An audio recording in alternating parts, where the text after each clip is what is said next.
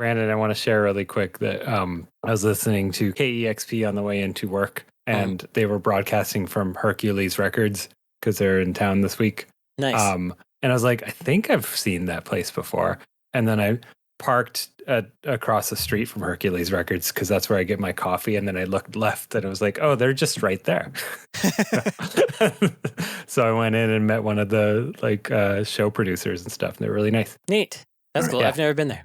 Frank, did you see Italian AOC? No. Blue Sky? No. I'm gonna have to find it for you. That sounds good. It's her arguing with RFK, and she's doing this. She's like, I did this. she's doing the finger pinch. Her mouth is poofing, and she's like amazing. It's like 100%. What's the matter for you? It's like it's super good. Oh, what are you asking me about gerrymandering for? Take a look at this, Frank. You're gonna enjoy it. Okay. Yeah. Oh man. Yeah. She looks Italian. It's true. She looks very Italian. She's got like a thing of marinara in her other hand that she's about to splash in his face. It's a wooden spoon. Oh that yeah, she's there about it to is. hit him with. Yeah. The camera's caught her in the middle of calling him a stunad. Boss Van Gool.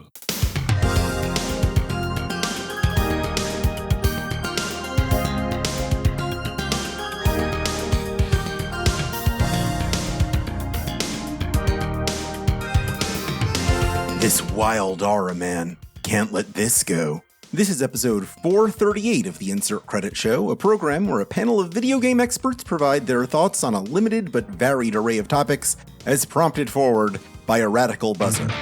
I'm Alex Jaffe, and without any run-up or preparation, I'm going to try to do my highest falsetto right now. Oh no. That was it. I thought it would be higher, but there I am. I'm Frank Spaldi. Ah! Oh, that sucked. Yeah. I'm Ash Parrish, and I reject the premise of that very exercise from the get-go, so I will not be participating. Boo. Well, I'm Brandon Sheffield, and now I guess I feel like I have to do it because Ash said that. I don't know. Pretty good. Pretty That's good. actually the not same awful. note. The same note as Jaffe. It was high but weak. It was weak. Yeah. Yeah. I honestly thought mine would be higher. I haven't tried to do it in many years. I'm 37. Welcome to Insert Credit. This is the show that I promised we would do in the intro I just performed before we all exhausted our voices. So let's get into video game questions, shall we? When are you convinced to go back to a particular game after putting it down? Ooh, easy answer. When they add like a difficulty Zombies. adjusted When they add mode. zombies. Yeah, when they add zombies. No, when there's like Nightmare DLC?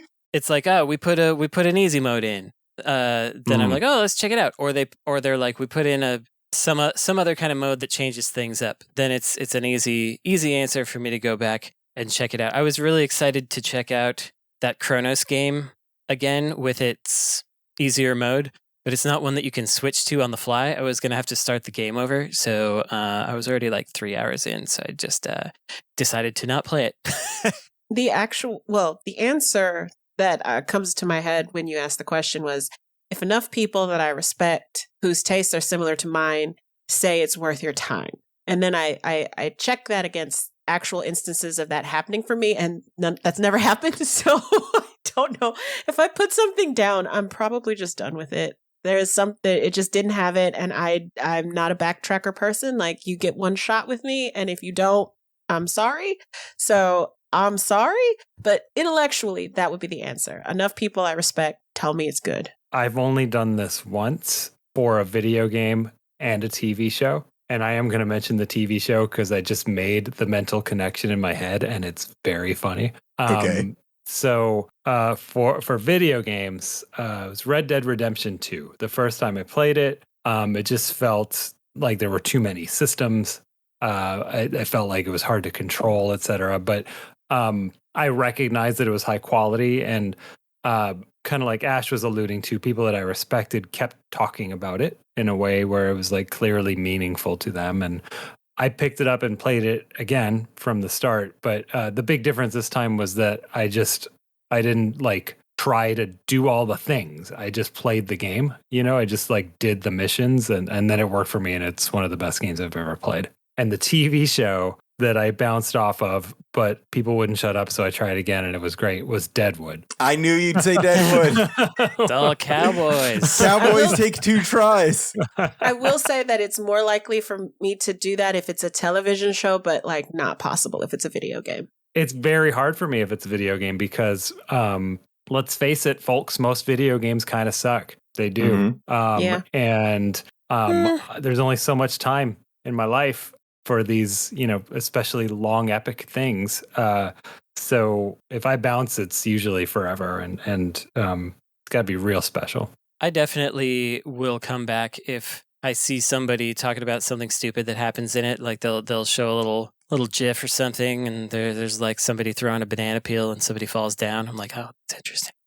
For me, it's Cowboys. For Brandon, it's the banana peel slip. The banana peel stuff. Yeah, but like, I think it's even easier with much older games. Like I'll see somebody on Blue Sky post about some Genesis or PlayStation game or something like that, and it'll look neat to me, and I'll be like, oh, let's take another look at that. I think that's nice. What about when it's ported to a new system? That doesn't do anything for me. No. Who Depends. cares? Like if it's on PC now or if it's portable. Yeah, if it's portable, I might think about it. But then again, I never summon the wherewithal to do it. This like has no I'm effect on currently me. fighting with myself with going back to WoW because one of my very best friends is like, she's been super into WoW like the last couple of expansions. And she's like, it's really good. And she'll post like screenshots like, hey, do you want to see something gay? Like, of course I do. And then she'll show me something gay. And I'm like, oh man, I really got to get back into this game. So I don't think that's I'm a good closer idea to that. while you're looking for a job. Oh. Personally. To go back to WoW? No, I Yeah. need the distraction, actually. Like, That actually honestly, brings that me would be- to the point that brings me back to old video games the most, and that is depression, when I need to relapse into something that I have put down as being unhealthy. Yeah. That's a great way to pick up an old video game again. Yeah, it's true. I will say another possible way would be, okay, if I had bounced off of Quest 64 at some point in my Right. life and then it became a meme like it has, then I might actually go back and play it in a different way. That's why I played the Ooze, and I was like, the game's Ooze was kinda my other interesting. thought. It's like, I think it's possible. I have tried the Ooze and went, this is awful. But I think it's possible next time I'm like channel surfing Sega Genesis ROMs that I might start up the Ooze again because It it's comes become a back meme. around to being funny to play it. Yeah. Yep. That's a good answers all. All right. Through video game history, how has the job of the level designer evolved? Now that instead of one guy, it's lots of guys. But they're still very much mostly guys. It's an interesting thing because I think the term level designer didn't exist until things got a little more. The teams got bigger and things got more fragmented. Didn't 'cause it used to just be programmer? Sometimes it would just be the programmer. Sometimes it would just be a designer. Like there were times when the designer would do all of their design work on paper. Like they would draw maps on graph paper, and then that would have to get made by somebody. That's that Miyamoto did that. Miyamoto. Yeah. He's Aramoto now. But it did start evolving with tools. There is a tool that I think is famous among people who made games in the early 90s, and that's and otherwise forgotten. And I think it's pronounced Tume, Tume. There was a level design tool that was used on Aladdin on the Genesis, for example. It was also used on like Capcom NES games. So it was an internationally used computer tool for laying out levels. And I think, that's possibly when level designer started becoming more of a discipline, is when they could do it themselves as opposed to, I don't know, I mean, we've talked about Yasuhara. Yasuhara absolutely is a level designer, but he did it, on paper. And I think that was rare that someone could kind of just do that until the tools came around, is my suspicion. Mm-hmm. And he's an interesting one for me as well because he's the oldest level designer that I'm aware of. And by oldest, I mean like has been doing it for the longest, or he was the earliest to have a specific like ethos for designing levels with, like a methodology to get players engaged and interested. And that was employed throughout the Sonic games into his future ones, including Uncharted, the first Uncharted. Yeah. And I think that's neat. So in a way, he was like a level design director kind of on Uncharted, and other people were doing the actual levels. It's really, when I was at one point hiring for a designer, and some people would send me their level design like portfolios, they would have like a video run through of a level that they had designed. It takes a while and a discerning eye to separate a good gray box level design from a boring or uninteresting one, you know? What are the hallmarks? Always. Yes. No, it's for me, it's like they try to funnel you into spaces where I can imagine certain kinds of encounters happening. They have places that close down and then open back up. So you can just like when you can see the intention, they're like, I want the player to do this and then this and then this. Like that's the kind of basic thing where you can tell what they were going for. And then on top of that, like for the next level, it's like they also envisioned that there would be an interesting mechanic here, and there's like this triple wall jump or something that gets you to this other place, and it shows that they're not just thinking about how would I make a flat level, but how do I work in verticality, and how do I do something that would be interesting if it stayed gray box, you know? If it was just a bunch of gray boxes, this would still be a fun thing to jump around in. You know, I think also good level design allows levels to also be playgrounds where appropriate, where players can sort of find their own way or do interesting things instead of it being sort of a linear progression where it's like, no, you are doing these things that I have in mind. I have to imagine that's a good hallmark of level design as well. I said hallways jokingly, but you know, I think multiplayer level design is like its own discipline as opposed to single player, yeah, totally.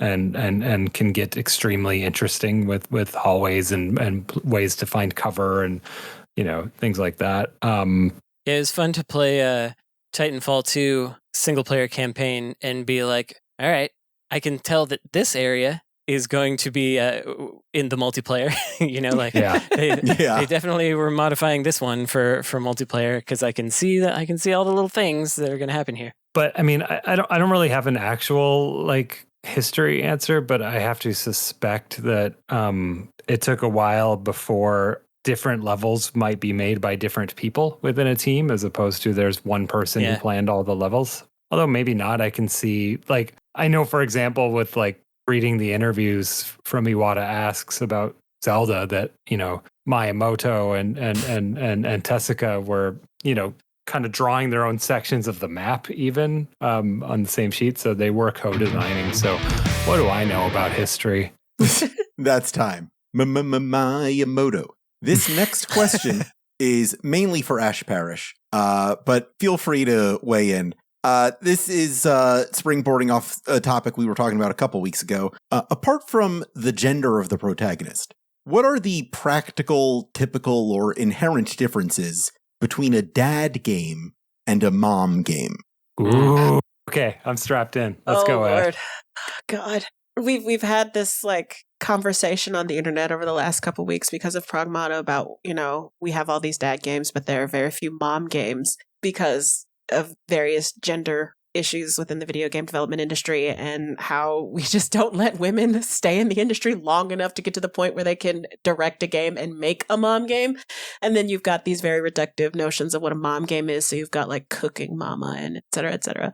But God, we were having elements of this conversation on Blue Sky where people are talking about like thematic elements that make a mom game that are not necessarily, you know, you are playing as a mom, but feel very much like a mom game. And I can't remember any of that conversation. I can't pull it up off the top of my head, and it would take me too long to try to find it on Blue Sky. So you're going to get what I can give you from off the top of my head. And if anybody else wants to like jump in while I try to think of some things, that would be great. But No, Jaffe said this is for you. I can't. Yeah, he did. I specifically did not say that. Is Bayonetta a mom game? Yes, Bayonetta is a mom game, even though you're not playing as a mom. Because I would think so too, because of her, like, she's like protective. Yes. Of her own child self. But she's also got the vibe of somebody, you know, who went to the bar after the PTA night and the kids aren't around anymore, kind of a thing. It's like A little dad bit. games always follow this thing where this grumpy old man has to transcend his piece of shitness in order to find empathy, and that's like your stereotypical dad game. Yeah, it's about. You don't it's have about- to be a dude to do that, and it still be a dad game. Whereas mom games, we don't really have many things that like embody momness in that way, where it's like, okay, no, here's one that actually is like legit on paper and thematically a mom game. It was the Amnesia game, the one where you're in North Africa, because that was very much like you're giving birth. Like I think you were pregnant in that game too. And it was dealing with like the horrors of birth and things like that while you were, escaping horrific things that were happening to you. Like it very much was like embodying like the physical manifestation of motherhood and the horrors that come with it. There's a game that unfortunately got canceled before it was even announced, and so I won't say who made it or who canceled it. But I played this game, and the premise was that you were a pregnant woman. It was like a psychological horror game, or just a horror game. A pregnant woman escaping from a cult. Fun. Trying to leave a cult with your child, with your unborn that would be really fun. child, but also some ambiguity as to the origin of that child. I like so that. I know it's pretty cool. It was a pretty cool idea. We talked about Super Metroid being like one of the original mom games. Yeah, you don't really get much out of Samus, so you don't know whether she lacks empathy or not.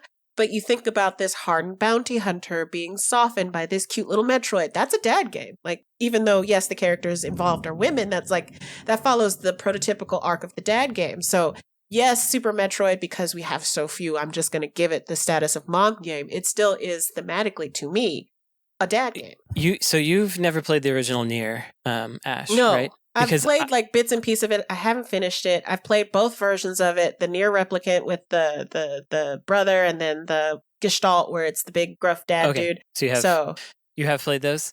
I've played them, but I haven't finished. Okay, because I could make an argument for those despite one of those versions literally being a dad. I could make an argument for that being a mom game more than a dad game. Please elaborate. Well, it's much more nurturing oriented. And I had a feeling that you were going to say that. Which is maybe like a stereotypical view. It's nurturing the drudgery of caretaking. Yeah, you're taking care of your child or sister, depending. You're bringing them things to make them well. You're also growing a garden to make them surrounded by life. And then you're destroying anyone that tries to get in the way of that. So I feel like Nier is like if it's you a switched, Mr. Mom game. Yeah, I think if you switched the protagonist to a female protagonist, no one would then question it being a mom game. In that vein, I want to say like Stardew Valley and other kinds of farming simulators. I was leaning games. that way. Yeah. Yeah. Interesting. So nurturing growth is kind of a... Is The Sims a mom game? Yes. I think The Sims is for moms. Well, Sims is a God game, so is God a mom? Yes. Yeah. God is a mom. Yeah, so Black and White is a mom. Yeah. We're Peter cooking, Molyneux is our mom. Peter Molyneux is the mother of video games, for sure. Mom of the show, Peter Molyneux. Peter Molyneux. He's back. He's got a new one. Oh, what's he got? He's making a new God game. And my first reaction was, I wonder how much AI there's going to be in this. And then Lordy. And then he did an interview saying that he doesn't think AI is good enough for making video games with. So good for him. Well, good enough implies that eventually he'll be like, well, but he also said this is his last game. So that might be a lie. You know, Peter Molyneux is the guy who always tells the truth about video games. That's right. Peter Molyneux is like a band that has a farewell tour every 2 years. Yeah, he's the Grateful Dead. Yeah. Grateful Dead, Black Sabbath. I saw at least 2 Black Sabbath farewell tours.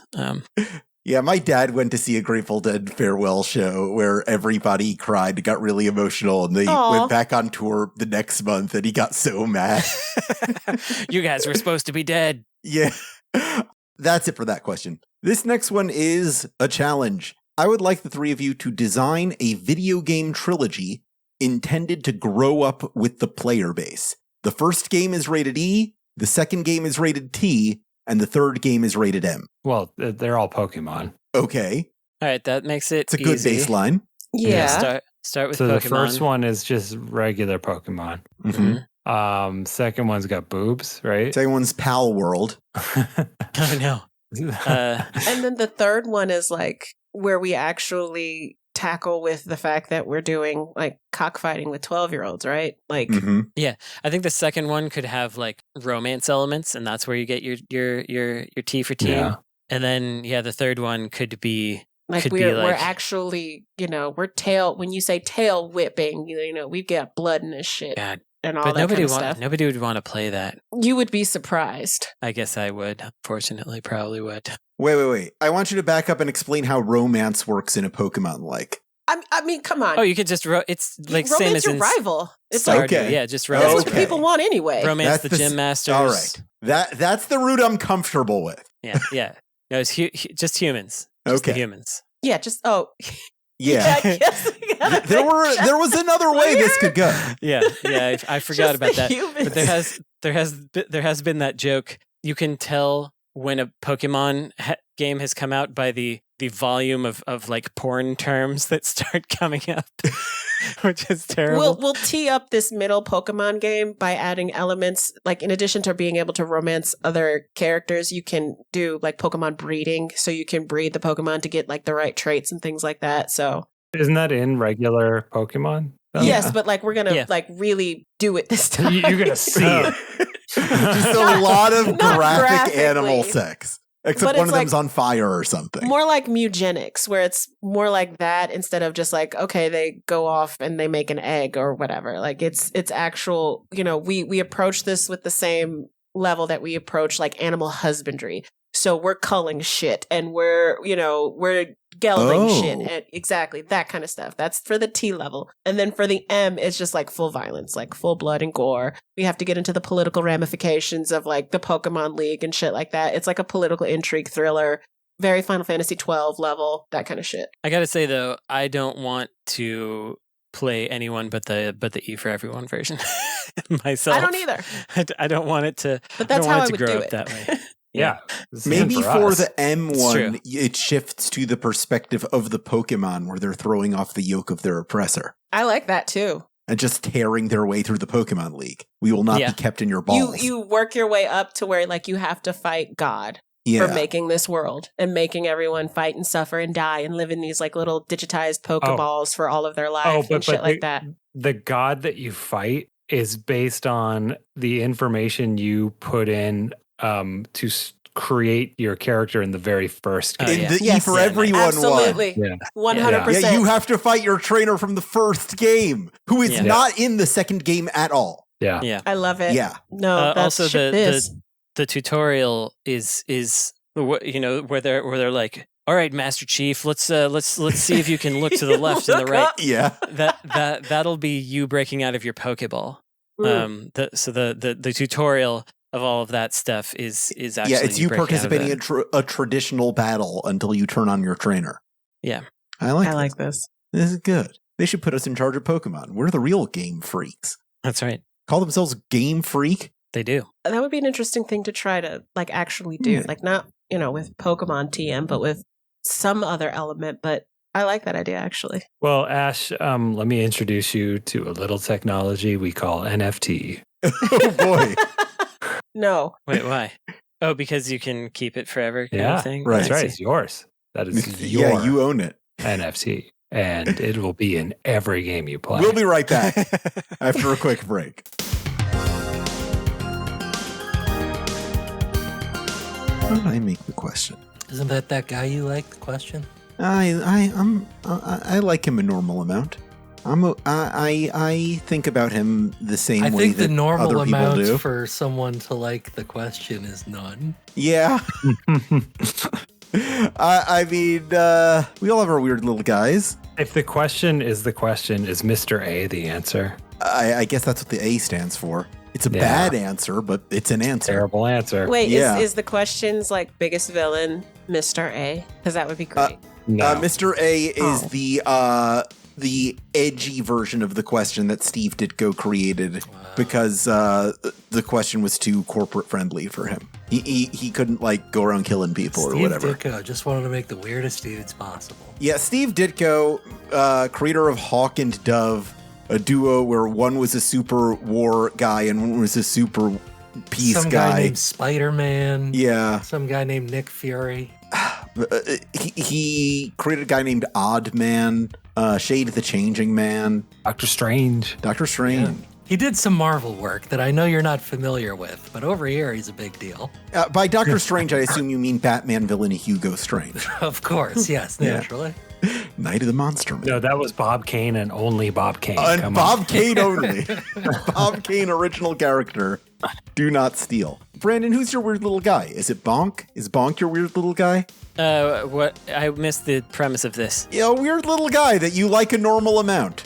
Who's your weird little guy you like a normal amount? I don't know if I have one that's like in my core. I think it depends on how I'm feeling. But I mean, right now it's my dog Pocket is definitely my That's weird a good little answer. guy.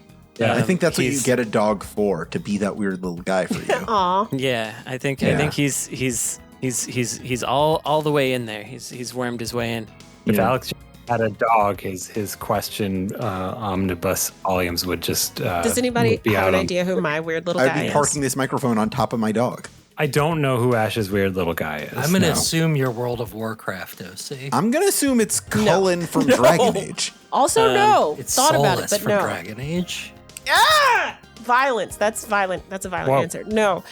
It's never, you're never going to guess, but I want you to guess anyway. I guess you guessed. Kirby is my weird little guy. Kirby. There's something about Kirby and his face and how happy he is. My weird little guy is my deck with all the counter spells in it in Magic the Gathering. I thought Cloud Strife was your weird little guy. Not a guy. Frank, who's your weird little guy? I don't know. Is it Pepsi? Your cat Pepsi? Donut and Pepsi. All right, so I'm trying to figure out the bounds of weird little guy. So it could be the question or Pocket. Yeah, or Kirby. Just like a guy who's like, hey, that's my guy. Okay. Hello, Ash. I feel like better Pocket's now. kind of cheating. Yours is yes. kind of cheating. I don't have a weird little guy. I want a weird little guy. I mean, if it's a little video game guy, it's Pac-Man 2 Pac-Man. That's Yeah, yeah. yeah. You know what? That's a really good I think answer that- for yeah, I weird think little that's guy. good. Yeah. Better than Pocket. Brandon has the worst answer. Except I put my dog in a video game so that he could be my weird little guy. Oh, there, shoot. too. So Blast. Oh, he does shoot. win. yeah. That does win. You got owned on that one, dude. Oof. Yeah, you got me there, buddy. All right, we got to get back to the show.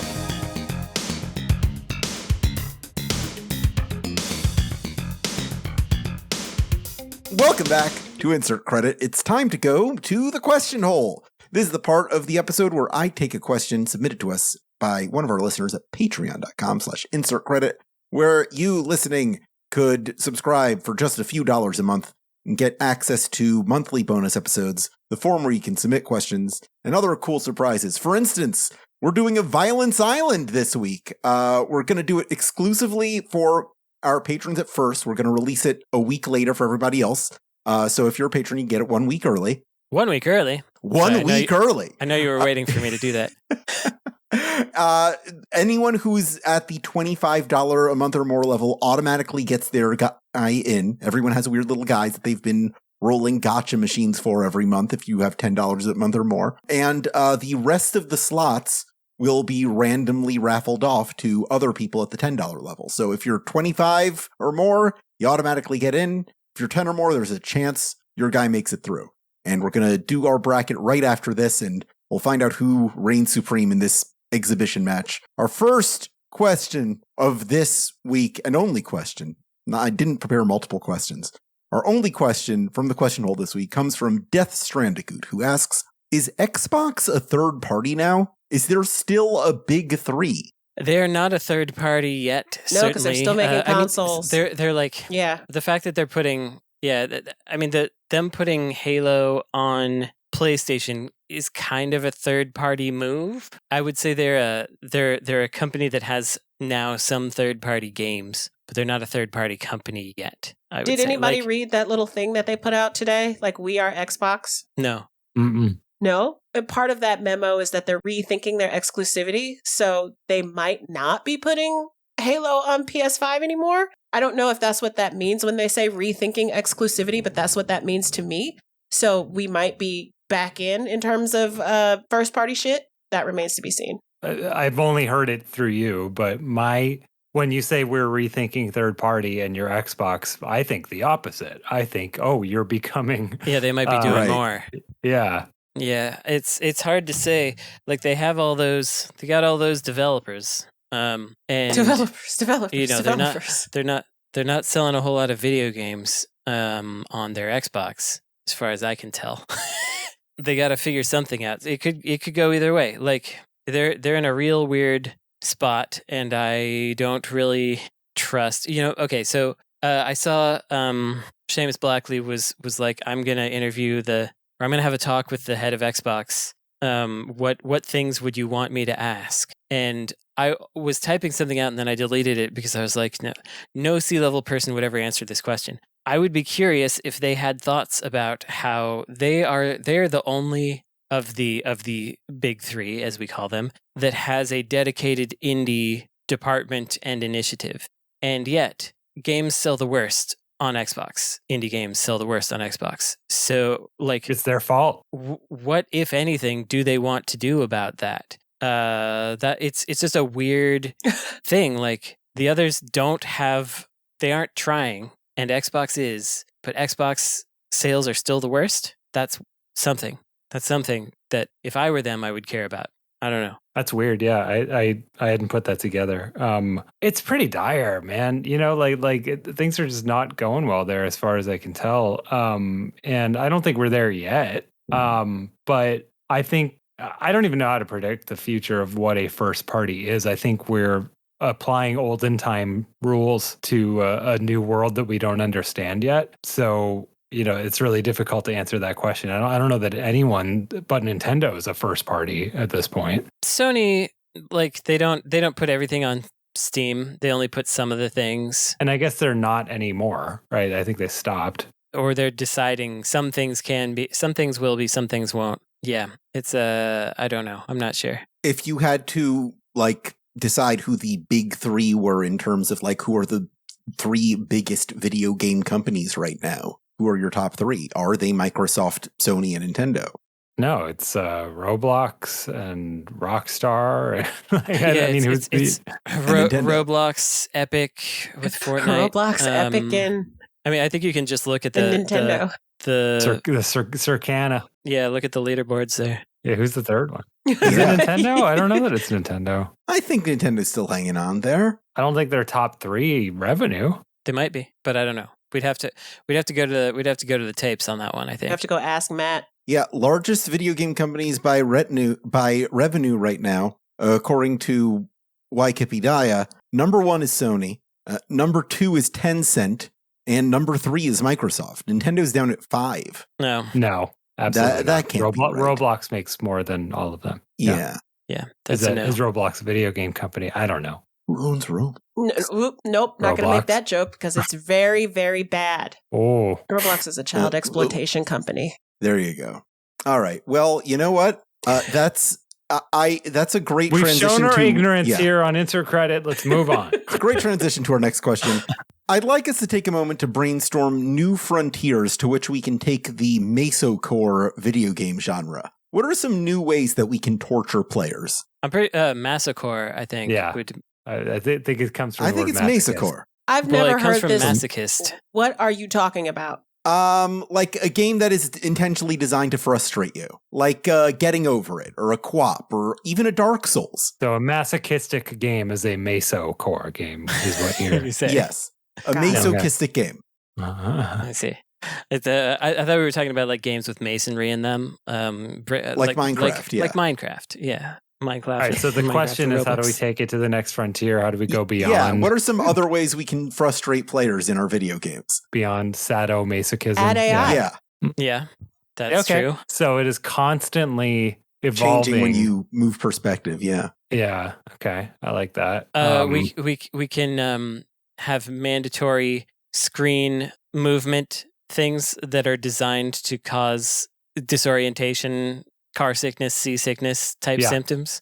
Yeah, that's where I was going to. Are we are we trying to make an actually like good, decent game, or do we want to make a piece of shit that's going to make people rage quit? Ash, welcome to Insert Credit. I think you're good. I think because the aim is to make a game that'll make good Twitch content. Okay. Oh, okay. That's what masocore games are really about. The modern masocore game is like whatever Marvel Rivals is. It's whatever the latest like multiplayer microtransaction stuffed live service game is. That's what it is. Like, even though we've got millions of people playing these games, all they talk about is how much it fucking sucks and how much money they've wasted in it and how it's all unbalanced as shit and balanced towards like the esports players or whatever. Like, we've already done that. We've already evolved. It's just modern multiplayer games at this point. I think that describes more of a pay pig situation than a masochistic situation. Pay pig. Okay. Yeah, I mean, I get this. I get the spirit of what Ash is saying, but I don't think that's really in the spirit of what you're getting at, which is like watching people fail online, right? You want to see people get angry while playing the game in an entertaining way. And I think that if we're taking it to the next level, it's along the lines of what Brandon is saying, which is you take the pain kind of beyond the screen, maybe like something that that is physically or physiologically altering a player's state is the next way to go. So, something, I don't know, like you look back at other masochistic entertainment like the show Jackass or something, right? Yeah. And a lot of that is based on physical pain, and then like having to do something maybe while in physical pain. Do I want this? Absolutely not. But you're asking me to take it to the next level, and I'm here to do my job. How about a game where whenever you lose, it does one of those automatic checks on your credit score that lowers your credit score? Oh God! Oh yeah, that's pretty good. That's pretty good. I had two. That's way better than what I was gonna say. But I had two thoughts. One is there's that like Sonic game where every time you get a ring, something weird happens. Yeah. You could do some real stuff with that. And then another thing that just came to mind is former Necrosoft Games artist Brent Porter loves the Virtual Boy and all games that mess up your eyeballs and like really screw with you. He even made like a rack device that he could pull down from like under a bunk bed so that he could lay down and put the Virtual Boy onto his eyeballs so that he could play it that way. So things that mess with your perception visually and also audio style, like there's that 3D stereo type sound that can kind of like sound like it's coming from around you, but it's actually just messing with your mind. I think there's a lot of stuff we could do with that, but unfortunately, Jaffe, your idea is much better. Yeah. I'm giving myself the credit this week. Yeah. The speedrunning community also does a lot of experimentation with this, and they're really good at it. The modding community, like I've seen several speedruns where it's like all of the mainline Sonic games smashed together, but every time Sonic gets a ring, it changes to another game. And then and you go through the game, every time you get a new ring, you jump to a different game, and that's how you progress through like all 4 games. That's painful to me, and I feel like that's another one of those like kind of ideas of inflicting as much pain, but also being incredibly entertaining to watch. I think we've arrived at something here. My next question is of the video games variety, and either you get it or you don't. What is the McDonald's Sprite of video games? What is that? I have no idea what that means. I don't think I do either, but do you actually want to explain it, or are we supposed to? It's the platonic ideal of perfection. Is that really? That's what you think of for McDonald's Sprite? Like it's perfect. It's so refreshing. It doesn't feel the same getting it out of a bottle or anything like that. It's just like it's something that you drink it and you're like, oh, this is the platonic idea of what soda tastes like. Like it's perfect. Okay. That is not what I think of at all. When I think of the McDonald's Sprite, I think of a Sprite that is a lot more intense than a usual Sprite. It's a lot more carbonated. It feels like it came out of like a pressurized, Wow. Okay. That too. When I think it's McDonald's like Sprite, I think it has a waxy aftertaste. Like also true. So okay, it can be all of these things. When I think McDonald's Sprite, I think like I'm desperately thirsty, I guess. And for some reason, the only thing nearby was McDonald's. And for some reason, they didn't have any water and I had to get Sprite.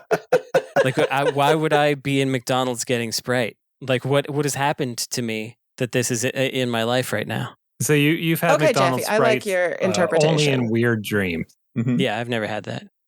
Something that's a lot Intense. more intense than the usual version, but I guess is what other certain people like Ash prefer. Yes. And kind of a waxy aftertaste.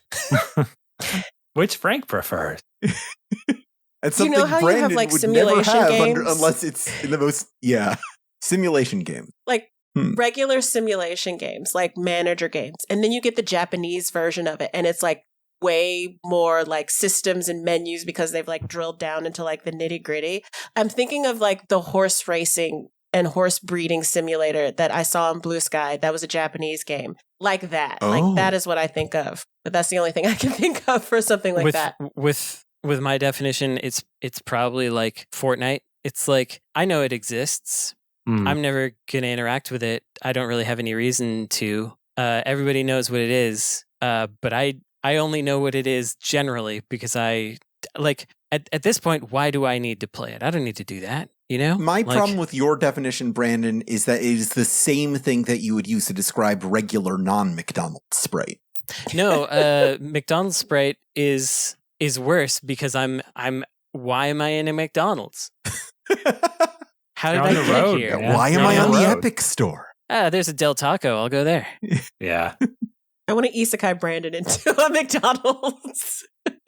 Oh, also, I will point out I went to a McDonald's somewhat recently. The reason though I Willingly? posed it that way is because I was like really thirsty and I was in a like one of those office park desert type zones where there's just nothing, and there was a McDonald's and I went in there and there were no human beings.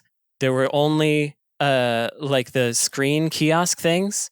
And I decided to be thirsty instead. And I just left because I didn't want to deal with that. Yeah. I know what the McDonald's Sprite of video games is for me, Please and tell me. possibly for others. It is playing a game on Steam Deck instead of regular. Ooh. It's got a little bit of a waxy aftertaste because they don't But load it's- in. it's all got of that the intensity. assets.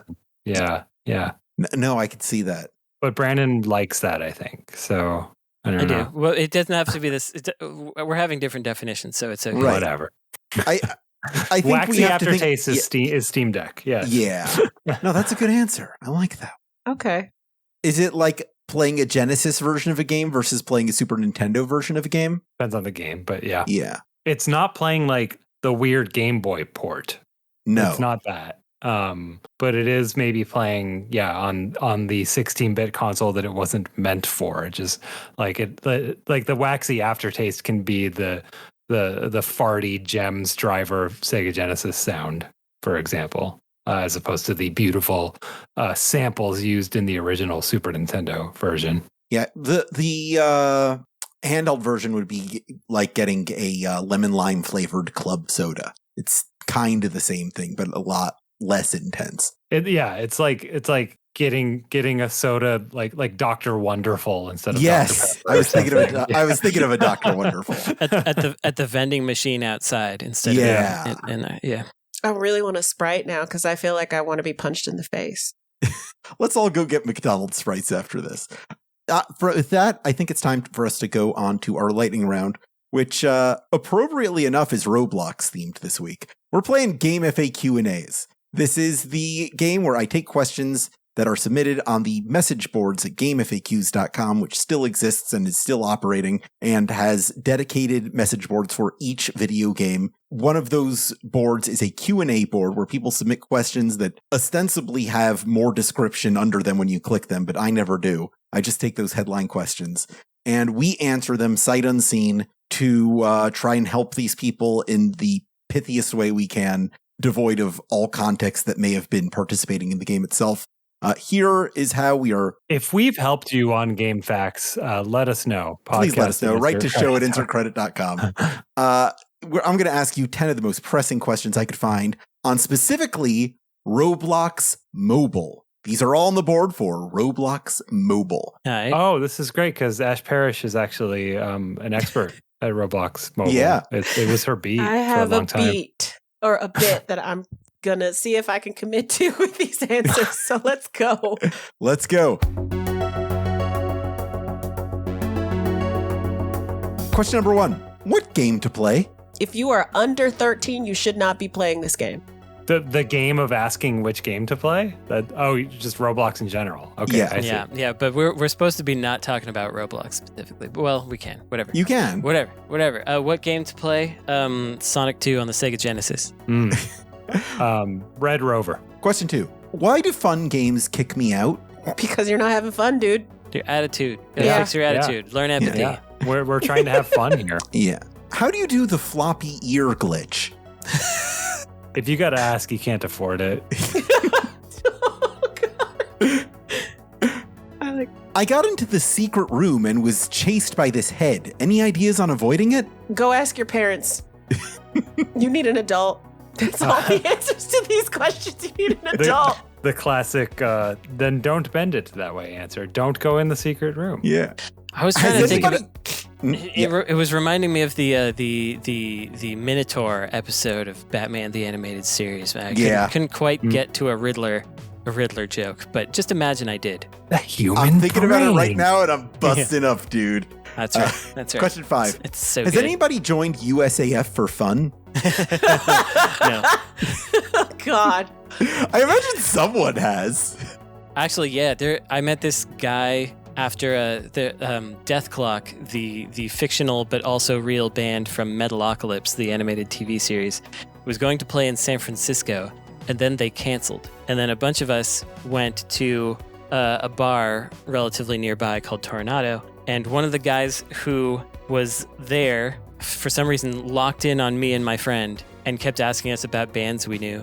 And he was like, if you don't know this band, tell me, because I'm gonna know if you're lying. And he was like really intense and weird. But that interaction went okay. But later, as we were leaving, we heard him talking about how he joined the military because it was the only place you could legally kill people. So that's who fun. joins Yeah. the USAF. for Oh, fun. yeah. Jesus Yeah. Christ. Anybody has joined the USAF for fun. Yes, Question 6. Why Slenders are so rude? because They're they're trying to kill hungry. you. Yeah, they're hungry. They're hungry. Does anyone know how to get blue knuckles? Ooh, you're a little too young for that. Yeah. It's the natural evolution of the blue waffle, but you have to ask your parents. But actually, don't ask your parents because then they won't let you play this anymore. Yeah. Which is what we want. How to identify a cheater? Well, you have to hire a private investigator. Yeah, exactly. Yeah, And pay yeah. them a lot of money to follow your They partner take around to make photos, sure.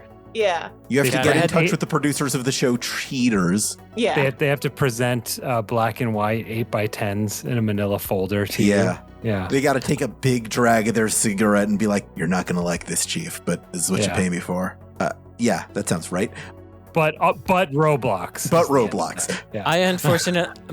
I had an immediate response, which I'm not going to say, but it was like, if this was 2000s, early 2000s, everyone would have known immediately what the answer was. I'm just posting it in the host chat. If anybody remembers this song, it was very popular. I don't remember this song, but I just. Oh.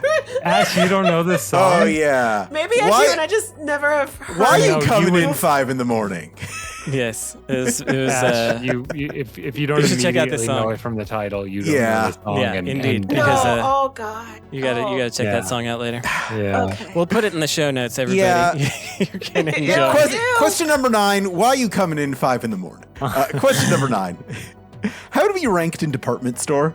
Wait, read that. Say that again. How to be ranked in department store? Don't shower. Rank. Nice. You gotta buy enough stuff and get all the stamps on the point card. Ranks Oh, yeah, Evaldi yeah. over here. Yeah, ranks of all. And question 10. Why is Minecraft music playing?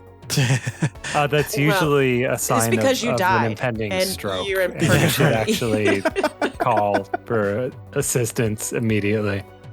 All You right. have to ask your parents. Well, that's it for this episode. I'm giving myself the credit. 3 more, and I can make you play a video game. Great. Nice. Does anybody have anything they'd like to recommend? I do. We're hiring at the Video Game History Foundation, and that's pretty cool. So we are hiring what we're calling a development manager. That doesn't mean like video game development. That means in the nonprofit world, that means a fundraiser. So a fundraising manager, someone who is finding us money, basically. This is a full-time job. You're expected to manage our donor list and find leads, and genuinely, you're just going to sit down and ask people for money. And we need someone who's already done that because we're such a small staff that it's not something I can like impart onto you. We need someone who's in the development world already. So if that's you, and you can work hybrid in the San Francisco Bay Area. We don't need you here all the time, but you do need to meet with local people. Email us, jobs@gamehistory.org, and or find our listing on LinkedIn if you can. But I don't have an easy link to verbalize, unfortunately. We'll put it in the show notes. All right, let's do that. Show notes. We'll have a link to apply. Follow the instructions. Some people don't follow the instructions. Don't be one of those people. Yeah. Part of the process determining whether or not you get the job is if you can follow instructions. That's right. And in fact, we posted on Blue Sky, and in the Blue Sky post, it said remote hybrid, and someone replied, is it remote? That person is not qualified. Indeed. They can't read. That is one of the things that I have noticed with hiring people is so many people ask questions that are answered by reading, and those people are immediately disqualified from like someone who can't read one thing that I wrote cannot be directed by me. Irreversible. Like you cannot come back from that. No. Nope. I have a recommendation. It's a television show. I finished my Chinese drama, so I'm now doing an American historical drama. It's and you get to see space a lot. So that's my recommendation. It's a great show. People like that show.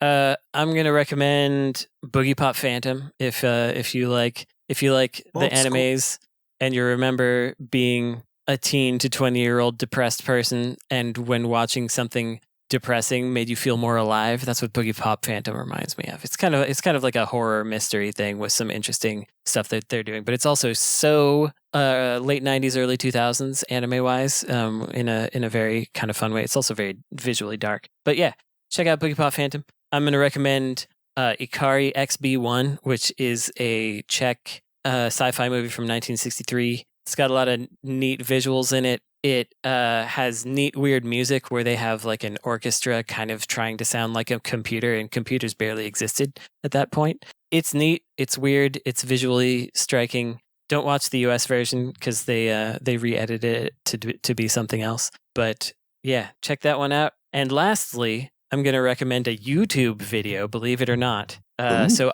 IGN does a series of developers reacting to speedruns.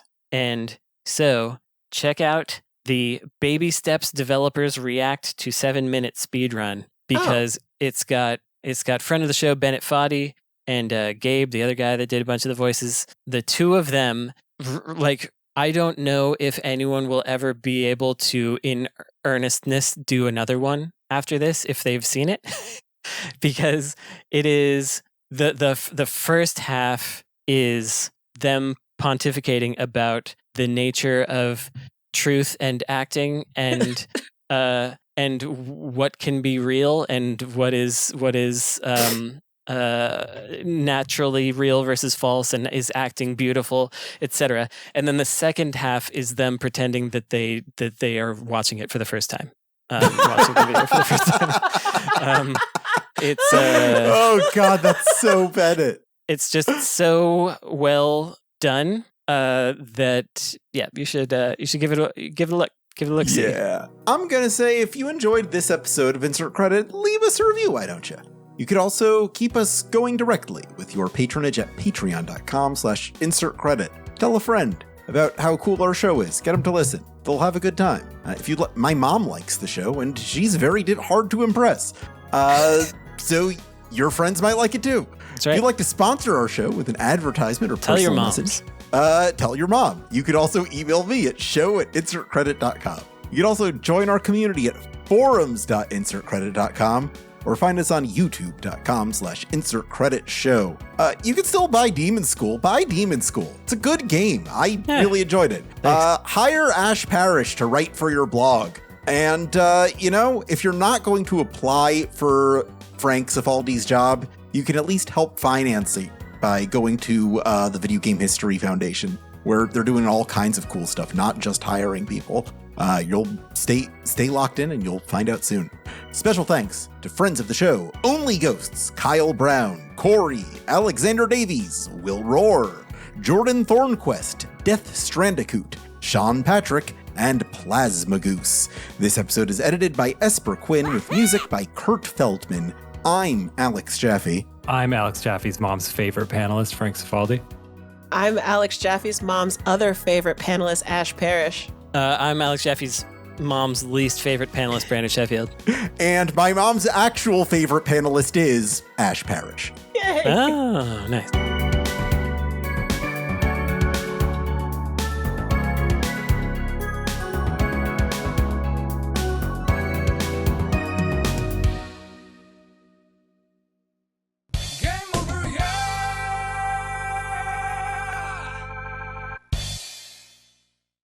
She cannot tell Brandon and Frank apart. Do you know if she has a favorite editor? It's come you! Oh, yay! Oh, that's nice. That's incredible. I love that. Brandon, I want to show you. Others as well can see. I want to show you the thing that's on my dining table currently. It was purchased from Dark Carnival for $1. Oh, nice. I believe it has been on their shelf since 1994 when it came out. Oh, wow. And it Am is I going to be jealous? contemporary to where I am watching this series. So this is just what I see every morning. Oh, God. Nice. Quark's Bargain Special for Angry Family Fun. Beautiful headshot. For bonus for Angry Friends. Hammered Quark.